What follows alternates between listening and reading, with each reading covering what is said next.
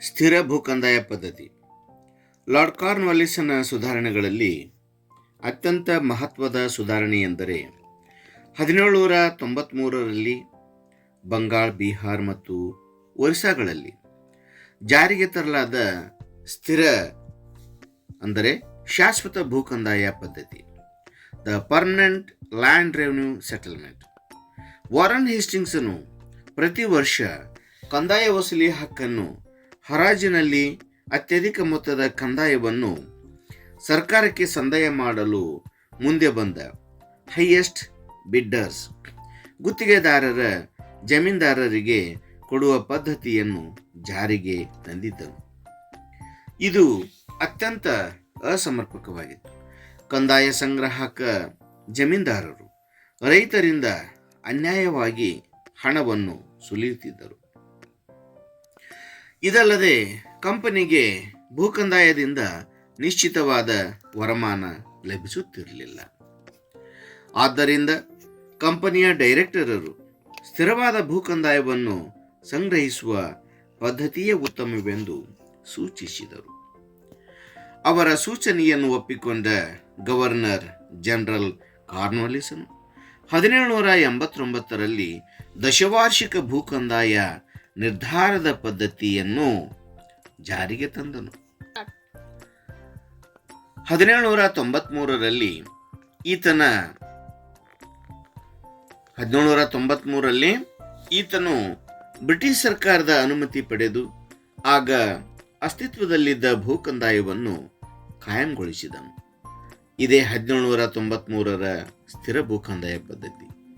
ಬಂಗಾಳ, ಬಿಹಾರ ಮತ್ತು ಒರಿಸ್ಸಾಗಳಲ್ಲಿ ಜಾರಿಗೊಳಿಸಲಾದ ಸ್ಥಿರ, ಶಾಶ್ವತ ಇಲ್ಲವೇ ಖಾಯಂ ಅಂತಲೂ ಕರೆಯಬಹುದು ಸ್ಥಿರ ಭೂಕಂದಾಯ ಪದ್ಧತಿಯ ಪ್ರಧಾನ ವೈಶಿಷ್ಟ್ಯಗಳೆಂದರೆ: ನಂಬರ್ 1, ಸರ್ಕಾರವು 1793ರಲ್ಲಿ ಅಸ್ತಿತ್ವದಲ್ಲಿದ್ದ ಭೂಕಂದಾಯದ ಮೊತ್ತವನ್ನು ಸ್ಥಿರಪಡಿಸಿತು. ಭೂಕಂದಾಯವನ್ನು ರೈತ ಅಂದರೆ ಗೇಣಿದಾರರಿಂದ ವಸೂಲಿ ಮಾಡುವ ಅಧಿಕಾರವನ್ನು ಜಮೀನ್ದಾರರಿಗೆ ಕೊಟ್ಟಿತು. ಜಮೀನ್ದಾರರು ಸ್ಥಿರ ಕಂದಾಯವನ್ನು ಸರ್ಕಾರಕ್ಕೆ ಪ್ರತಿ ವರ್ಷ ಸಲ್ಲಿಸಬೇಕಾಗಿತ್ತು. ಜಮೀನ್ದಾರರು ರೈತರಿಂದ ವಸೂಲಿ ಮಾಡಿದ ಹೆಚ್ಚುವರಿ ಕಂದಾಯವನ್ನು ತಮ್ಮ ಅನುಕೂಲತೆಗೆ ಬಳಸಿಕೊಳ್ಳಬಹುದಾಗಿತ್ತು. ನಂಬರ್ 2, ಕಂದಾಯ ಸಂಗ್ರಾಹಕ ಜಮೀನ್ದಾರರು ತಮ್ಮ ಭಾಗಗಳಲ್ಲಿನ ಜಮೀನುಗಳ ಮಾಲೀಕರಾದರು. 3ನೇ ಪಾಯಿಂಟ್, ಜಮೀನ್ದಾರಿಯು ಕಂದಾಯ ವಸೂಲಿಯ ಹಕ್ಕು ಹಾಗೂ ಭೂ ಒಡೆತನ ಆನುವಂಶಿಕವಾಗಿ ಮುಂಬರಿಯಲು ಅವಕಾಶವಿತ್ತು. 4ನೇ ಪಾಯಿಂಟ್, ಜಮೀನ್ದಾರನು ಯಾರ ಒಪ್ಪಿಗೆಯನ್ನು ಪಡೆಯದೆ ತನ್ನ ಜಮೀನ್ದಾರಿ ಹಕ್ಕನ್ನು ಬೇರೆಯವನಿಗೆ ಮಾರಬಹುದಾಗಿತ್ತು. 5ನೇ ಪಾಯಿಂಟ್, ಜಮೀನ್ದಾರನು ಸರ್ಕಾರಕ್ಕೆ ನಿಗದಿತ ಕಂದಾಯವನ್ನು ಸಲ್ಲಿಸದಿದ್ದಲ್ಲಿ ಮಾತ್ರ ಸರ್ಕಾರವು ಆತನ ಜಮೀನ್ದಾರಿ ಹಕ್ಕನ್ನು ನಷ್ಟಪಡಿಸುವ ಅಧಿಕಾರವನ್ನು ಹೊಂದಿತ್ತು.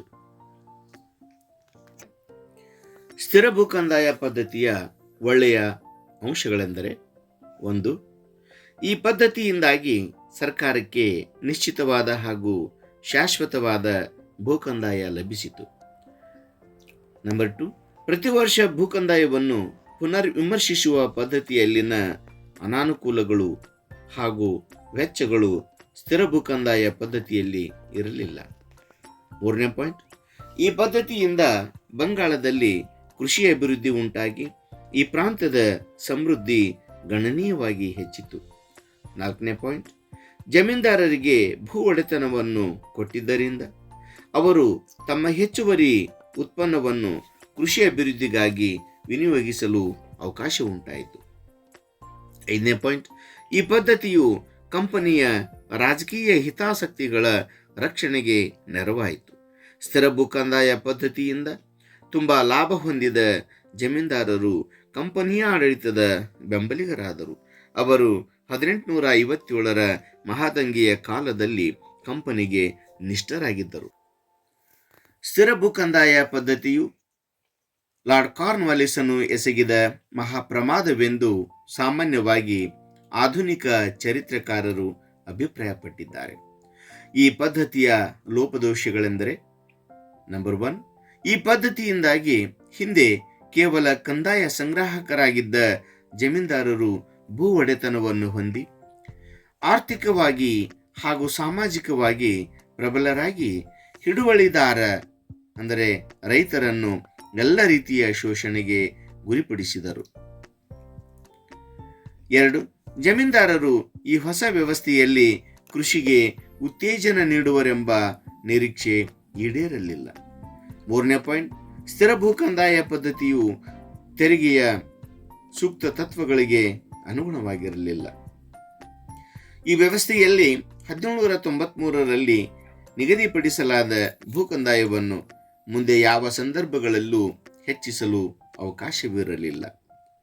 ಮುಂದೆ ಅಧಿಕ ಕೃಷಿ ಉತ್ಪಾದನೆಯ ಸದಾವಕಾಶಗಳು ಒದಗಿ ಬಂದರೂ ಸರ್ಕಾರವು ಅಧಿಕ ಭೂ ತೆರಿಗೆಯನ್ನು ಪಡೆಯುವ ಅಧಿಕಾರವನ್ನು ಕಳೆದುಕೊಂಡಿತು. ಹೀಗೆ ಈ ಪದ್ಧತಿಯು ಸರ್ಕಾರದ ಭಾವಿ ಆರ್ಥಿಕ ಹಿತಾಸಕ್ತಿಯನ್ನು ಬಲಿಕೊಟ್ಟಿತು. 4ನೇ ಪಾಯಿಂಟ್, ಈ ಪದ್ಧತಿಯು ಹಿಡುವಳಿದಾರ ಭದ್ರತೆ ಹಾಗೂ ಹಿತರಕ್ಷಣೆಯನ್ನು ಕಡೆಗಣಿಸಿತ್ತು. ರೈತರು ಜಮೀನ್ದಾರರ ಹತೋಟಿಗೆ ಒಳಪಟ್ಟು ದೈನ್ಯತೆಯ ಜೀವನ ನಡೆಸುತ್ತಾ ಅವರ ಶೋಷಣೆಗೆ ಗುರಿಯಾದರು. 5ನೇ ಪಾಯಿಂಟ್, ನಿಗದಿಪಡಿಸಿದ ಕಾಲಕ್ಕೆ ಭೂ ಕಂದಾಯವನ್ನು ಸರ್ಕಾರಕ್ಕೆ ಸಂದಾಯ ಮಾಡದಿದ್ದಲ್ಲಿ ಅಂತಹ ಜಮೀನ್ದಾರರ ಹಕ್ಕನ್ನು ನಷ್ಟಪಡಿಸಿ ಅವರ ಜಮೀನುಗಳನ್ನು ಮಾರಲಾಗುತ್ತಿತ್ತು. ಇದರಿಂದಾಗಿ ಅನೇಕ ಜಮೀನ್ದಾರರು ನಿರ್ಗತಿಕರಾದರು.